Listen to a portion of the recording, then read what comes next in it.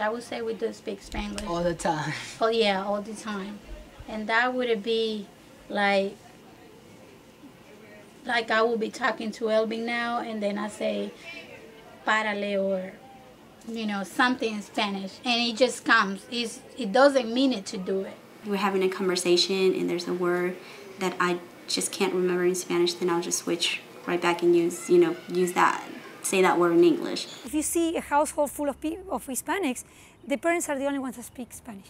And the kids in between themselves, they speak English. And then when they talk to the parents, they speak kind of like Spanglish. They mix it. Pues yo siempre he tratado de hablar los dos idiomas, ¿no? Más así, si vamos a hablar inglés, vamos a hablar inglés. Si vamos a hablar español, vamos a hablar español. ¿No se mezclan? Pues unas veces se puede decir, yo viniendo de Los Ángeles, yo hablo lo que se llama Spanglish. Que you can speak español and then English at the same tiempo, you know? The Spanglish that you hear around, and then the Spanglish you hear in California, it's very different. You don't understand what they're saying at first, and then you hear like random, like you're like, oh wow, I know that word, and you hear English words all the time, like wow, they're like saying this one conversation, they're like mixed up. It's kind of like when you're writing in cursive, and then you kind of like write them, like you do some print letters, and like you do them in like regular font. It's sometimes difficult to know what people refer to when they're talking about Spanglish.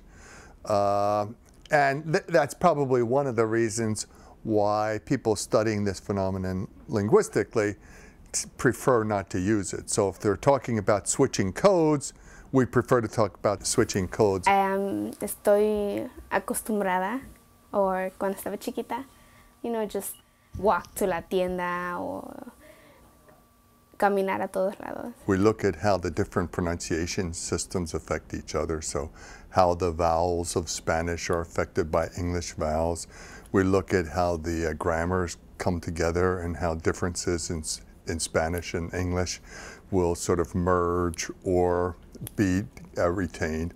And then we look at also vocabulary items, what vocabulary items are adopted, which ones are borrowed, which ones become new in the emerging variety, and so forth. Lonchar, it comes from lunch, to take the lunch. So, en mi país decimos vamos a comer, ¿sí?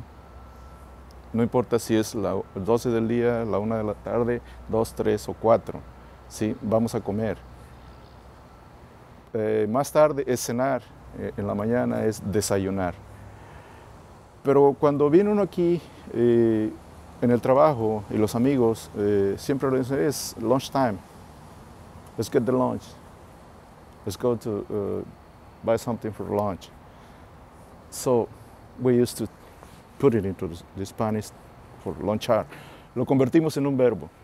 Eso es parte de nuestra cultura, es que hablamos half English y mitad español. So, cuando no nos acordamos del español, le metemos el inglés. Así somos. We know that language reflects identity, but sometimes it's so subtle. But with Spanglish, it's so clear, a mixed way of speaking, a mixed identity. It's nice. In my own language, I already know at least 15, 20 new words coming from English into the Spanish, mix it. And somebody might say they busted our language. I said, no, we put it together and we got a different meaning. So we're creating